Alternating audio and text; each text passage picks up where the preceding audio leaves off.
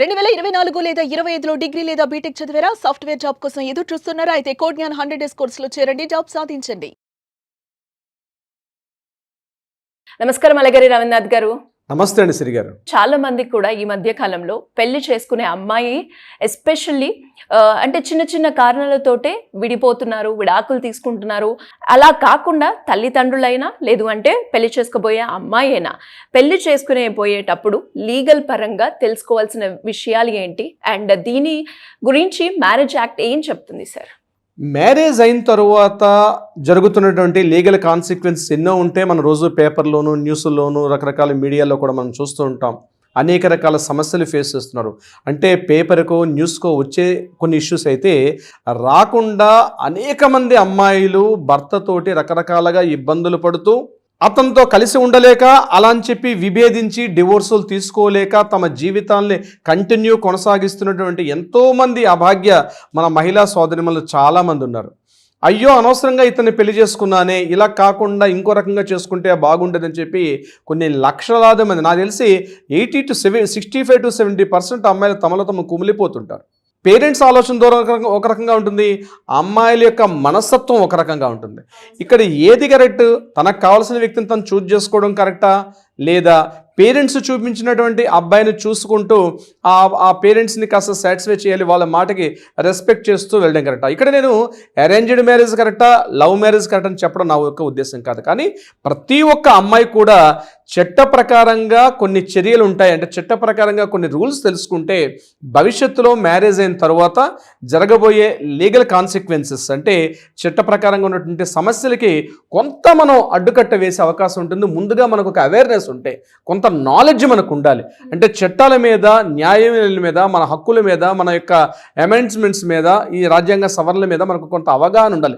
చట్ట ప్రకారంగా ప్రతి అమ్మాయి కూడా తెలుసుకోవాల్సి కొన్ని రూల్స్ అండ్ రెగ్యులేషన్స్ని నేను మొత్తం టోటల్గా 5 పార్ట్స్గా డివైడ్ చేసి చెప్తాను. ఈ వీడియో ప్రతి ఒక్క అమ్మాయి ఉన్నటువంటి తల్లిదండ్రులు కూడా చూడండి, వీలైనంతమందికి షేర్ చేయండి. ఒక వాల్యుబుల్ కంటెంట్ అయితే మీకు ఖచ్చితంగా అందే ప్రయత్నం నేను చేస్తాను. అందులో number 1 child marriage protection act అంటారు దాన్ని. 2006 ప్రకారం ప్రతి అమ్మాయి యొక్క ఏజ్ కనీస వయసు 18 ఏళ్ళు నిండవలసిందే. అబ్బాయి యొక్క ఏజ్ 21 ఇయర్స్ కంప్లీట్ అవ్వాలి. 21 ఏళ్ళు పూర్తి కాకుండా అబ్బాయి వయసు కానీ, 18 ఏళ్ళు పూర్తి కాకుండా అమ్మాయి వయసు కానీ ఉన్నటువంటి మ్యారేజ్ని చైల్డ్ మ్యారేజ్ యాక్ట్ అంటారు.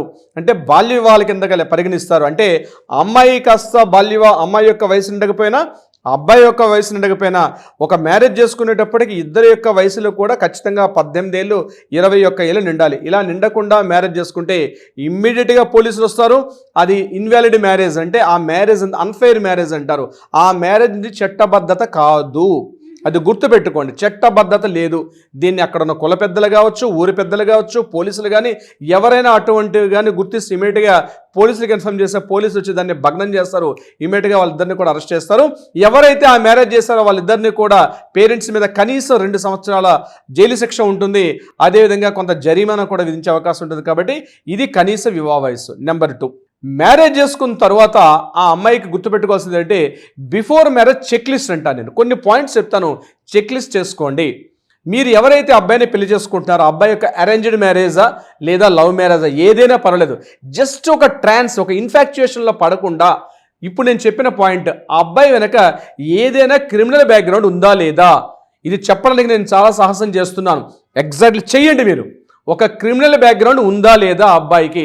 సరే ఎలా తెలుస్తుంది సార్ క్రిమినల్ బ్యాక్గ్రౌండ్? ఎగ్జాక్ట్లీ మీ క్వశ్చన్ కూడా అదే. తెలుసుకోవచ్చు అంటే ఆ అబ్బాయి యొక్క లిస్ట్ కానీ, ఆ అబ్బాయి యొక్క పేరెంట్స్, ఫాదరు, మదరు, వీళ్ళకి ఎవరికైనా ఒక క్రిమినల్ బ్యాక్గ్రౌండ్ ఉందా లేదా.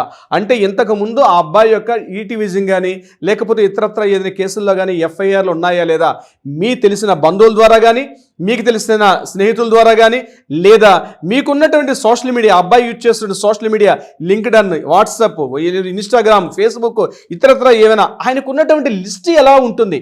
ఆయన ఎవరెవరితో రిలేషన్షిప్స్ కలిగి ఉంటాడు. ఆయన ఫేస్బుక్ చాట్ లిస్ట్ ఓపెన్ చేయండి, ఆయన ఇన్స్టా ఓపెన్ చేయండి. ఆయన యొక్క మైండ్ సైకాలజీ మీకు తెలిసే ఉంటుంది. కొంతమంది వాళ్ళ సర్కిల్, వాళ్ళ ఫ్రెండ్ సర్కిల్, ఇన్స్టాలో ఉన్న ఫ్రెండ్స్ కానీ, లేకపోతే వాళ్ళు ఇన్స్టాలో యూజ్ చేస్తున్నటువంటి వాళ్ళ ప్రొఫైల్స్ కానీ, అలాగే ఫేస్బుక్లో వాళ్ళు పోస్ట్ చేస్తున్నటువంటి లేదా షేర్ చేస్తున్న కంటెంట్ని బట్టి ఆ వ్యక్తి ఎటువంటి ఆలోచన కలిగి ఉంటాడు అంటే క్రూయల్టీ కలిగినటువంటి మైండ్ సెట్టా, సాత్వికంగా ఉన్నటువంటి మైండ్ సెట్టా, లేకపోతే టీజింగ్ మెంటాలిటీ ఉన్నవాడా, లేకపోతే కంజూసా, లేకపోతే లావిష్గా ఎక్స్పెండిచర్ చేసే వ్యక్తి, పొదుపర, ఇట్లాంటి అన్ని వ్యక్తిత్వాలు కొంతవరకు మాలాంటి ఎక్స్పర్ట్స్ నుంచి కలిస్తే ఆ వ్యక్తిని యొక్క పర్సనాలిటీని మేము తీసుకుని కూడా ఒక క్రాస్ ఎగ్జామినేషన్ చేసే అవకాశం ఉంటుంది. ఆ అబ్బాయితో మాట్లాడకుండా కూడా మనం చేసే అవకాశం ఉంటుంది. So this is a very very most important. ఆ అబ్బాయికి సంబంధించినటువంటి ఫ్యామిలీ బ్యాక్గ్రౌండ్ కూడా మొత్తాన్ని చెక్ చేసుకునే అవకాశం కూడా చెక్ చేయండి. ఈరోజు ప్రతి అవకాశం కూడా ఉంది. ఆ అబ్బాయి యొక్క ఫ్యామిలీ బ్యాక్గ్రౌండ్ కూడా చెక్ చేయండి. ఫ్రెండ్స్ని కాంటాక్ట్ చేయండి, ఫ్రెండ్స్తో మాట్లాడించండి. మీకున్న ఫ్రెండ్స్ ద్వారా వాళ్ళ ఫ్రెండ్స్తో మాట్లాడే ప్రయత్నించండి. ఎలా బిహేవ్ చేస్తాడు, క్రూయల్టీగా బిహేవ్ చేస్తాడా, లేకపోతే ఆయన చాలా ఇన్నోసెంట్గా ఉంటాడా, లేకపోతే నేచర్ అట్లాంటిదా. ఇంకొకటి, బ్యాడ్ హ్యాబిట్స్ ఏమైనా ఉన్నాయా లేదా. బ్యాడ్ హ్యాబిట్స్ అంటే నా దృష్టిలో నేను చెప్తున్నాండి, ఈ అమ్మాయిని వీడియో చేస్తున్నా అట్లీస్ట్ అతనికి స్మోకింగ్ హ్యాబిట్ ఉన్నా, అట్లీస్ట్ ఆ అబ్బాయికి అకేషనల్గా డ్రింక్ చేసే హ్యాబిట్ ఉన్నా, ఎట్టి పరిస్థితుల్లో కూడా మీరు దాన్ని టాలరేట్ చేయకండి, అవాయిడ్ చేయించండి. ఏదో కాస్త మీ మ్యారేజ్కి వచ్చే ముందు కాస్త ఫాల్స్ ప్రామిస్ చేసి నేను పెళ్లి ఇంతకు ముందు నాకు అలవాటు ఉంది కానీ ఇప్పుడు నేను మానేస్తున్నాను అని చెప్తే ఇమ్మీడియట్గా రిజెక్ట్ చేయండి. లిక్కర్ హ్యాబిట్ ఉన్నవాడైనా, స్మోకింగ్ హ్యాబిట్ ఉన్నవాడైనా, ఇతరత్ర ఏదైనా బ్యాడ్ హ్యాబిట్స్, పాన్ పారగలు చేసేవాడైనా, గుట్కాలు చేసేవాడైనా, ఇట్లాంటివన్నీ ఉంటాయి, బయటకు కనిపించరు. ఇట్లాంటి కానీ హ్యాబిట్స్ కనిపిస్తే ఎలాంటి వాడైనా సరే, వాడు ఏ స్థాయిలో ఉన్నవాడైనా, ఆ అమ్మాయికి నేను చెప్తున్నానండి, 20 ఏళ్ళు దాటిన అమ్మాయికి చాలా మెచ్యూరిటీ ఉంటుంది. తన లైఫ్ పార్ట్నర్ని ఎట్లాంటి వాడిని చూజ్ చేసుకోవాలో అమ్మాయికి పూర్తిగా తెలుసు. కానీ ఆ అబ్బాయి అందంగా ఉన్నాడను, బాగా రిచెస్ట్ పర్సన్ అను, ఇట్లాంటి విషయాలతో మీరు చూసారంటే రేపు ఆయనతో మీరు కలిసి లైఫ్ లాంగ్ ట్రావెల్ చేయాల్సిన పరిస్థితి. ఆయనకు ఉన్నటువంటి అలవాట్లను ఆయన జయించిన వాడు రేపు మిమ్మల్ని ఎట్లా సాటిస్ఫై చేస్తాడు. ఒకవేళ అబ్బాయిలు చూస్తే మాత్రం బాధపడిన తప్పులేదు. నేను రియల్గా చెప్తున్నాను, ఆ అబ్బాయికి కానీ డ్రింకింగ్ హ్యాబిట్ ఉన్నా, స్మోకింగ్ హ్యాబిట్ ఉన్నా, ఇతరత్ర ఏమైనా హ్యాబిట్స్ ఉంటే సింప్లీ రిజెక్ట్ చేయండి. అతడు 100 కోట్ల ఆస్తిపరుడు ఉన్నవాడైనా సరే మిమ్మల్ని మాత్రం చూసుకోలేడు. ఏమండి, డ్రింక్ చేసి 100% చూడలేడు. ఎమోషన్స్ని కంట్రోల్ చేసుకునే మైండ్ సెట్ ఆ అబ్బాయిలో ఉండదు. సో అటువంటి హ్యాబిట్స్ ఉంటే నిర్ద్వందంగా రిజెక్ట్ చేయండి. ఆ అబ్బాయిని ఎట్టి పరిస్థితుల్లో కూడా మ్యారేజ్ చేసుకోవద్దు. నెంబర్ 3 పాయింట్, నేను ఇందులోనే చూజ్ చేసుకునే పాయింట్స్లో చెప్తున్నాను. మరొక ఇంపార్టెంట్ పాయింట్, అమ్మాయిలతో ఏమైనా హ్యాబిట్స్ ఉన్నాయా. ఉమనైజరా, అతను అమ్మాయి లీడర్లు, అతను దృక్పథం ఏంటి, అమ్మాయిలతో ఎలా బిహేవ్ చేస్తాడో అది కూడా తెలుసుకునే ప్రయత్నం చేయండి. అతను అమ్మాయిలతో ఎలా బిహేవ్ చేస్తాడు, క్రూయల్టీగా ఉంటాడా, సాడిస్టిక్గా ఉంటాడా, అతను కాస్త సాఫ్ట్గా ఉంటాడా, ఆ అమ్మాయిలు ఎలా ఒక రకమైనటువంటి ఒక సింపథైజేషన్ ఉంటుందా. అమ్మాయిలు వాళ్ళ సిస్టర్స్ తోటి, వాళ్ళ మదర్ తోటి బిహేవియర్ మీకు తెలియకపోవచ్చు. ఆ ఇరుగు పొరుగు వాళ్ళు మాట్లాడితే తప్పనిసరిగా చెప్తారు, వాళ్ళ సిస్టర్ తోటి, మదర్ తోటి. అందుకే పూర్వీకులు చెప్తారు, అమ్మతో మంచి రిలేషన్షిప్ మెయింటైన్ చేసేవాడు తప్పనిసరిగా భార్యను చూసుకుంటాడు. అమ్మతో సరైన రిలేషన్షిప్ లేనివాడు ఎట్టి పరిస్థితుల్లో కూడా భార్యని 100% చూడలేడు. ఇది నిజం, ఇది వాస్తవం కూడా. అమ్మని బాగా చూసుకున్నవాడే భార్యను కూడా బాగా చూసుకుంటాడు. ఇది వెరీ కీ పాయింట్స్. అంటే ఒక పర్సనాలిటీని మీరు స్టడీ చేసే అవకాశం ఉంటుంది. ఇక మనం మెయిన్ పాయింట్లోకి వచ్చినట్లయితే, మీరు ఒకవేళ ఇంటర్ కాస్ట్ మ్యారేజ్ చేసుకున్న వాళ్ళైతే, స్పెషల్ మ్యారేజ్ యాక్ట్ ఉంది, 1954 స్పెషల్ మ్యారేజ్ యాక్ట్ ఉంది. ఆ యాక్ట్ ప్రకారం తప్పనిసరిగా రిజిస్ట్రేషన్ ఆఫీసులో మ్యారేజ్ సర్టిఫికేట్తో రిజిస్ట్రేషన్ చేసుకోండి.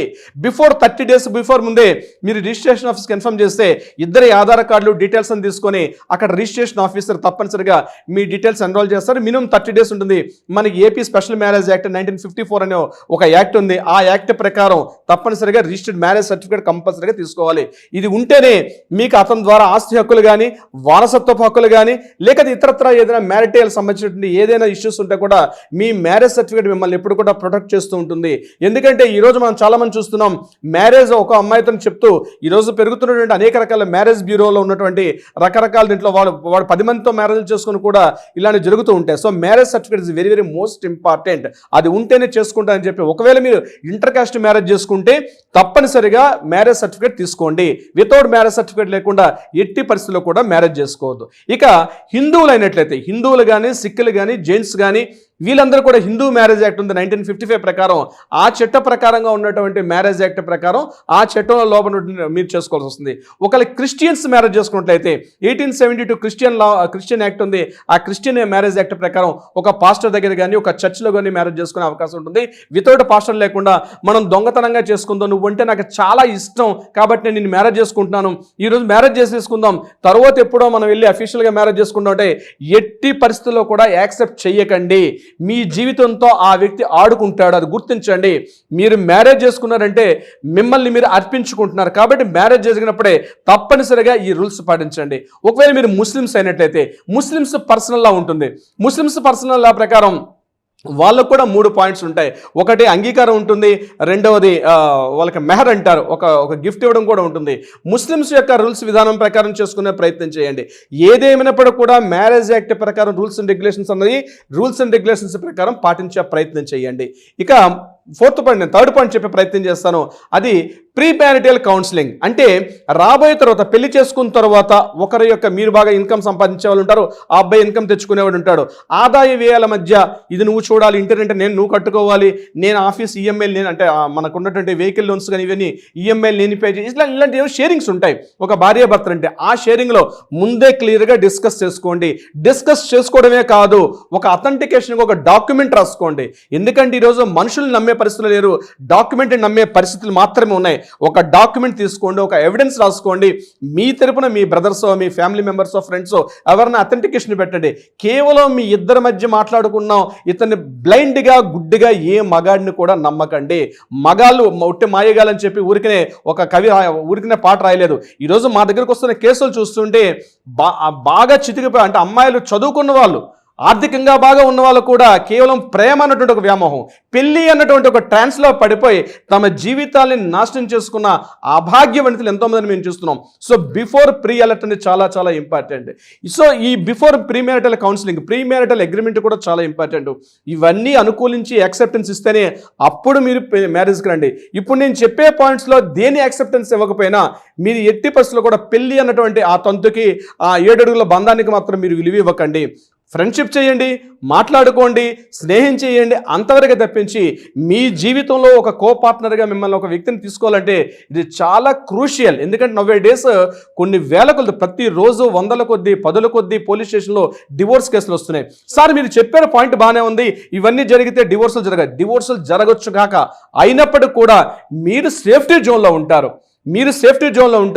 మీ జీవితంతో, మీ యొక్క ఫినాన్షియల్ స్టేటస్ తోటి, మీ కుటుంబంతో ఎవరో అన్నోన్ థర్డ్ పర్సన్ మీ లైఫ్లో 25 ఏళ్ల వయసులో వచ్చి మిమ్మల్ని ఆడుకునేటట్టు కాకుండా మీరు మీ కాళ్ళ మీద ఒక స్వయం సమృద్ధి సాధించాలంటే తప్పనిసరిగా చట్ట ప్రకారంగా ఉండే ప్రతి హక్కు తెలుసుకోవడం ప్రతి ఒక్క మహిళ యొక్క బాధ్యత.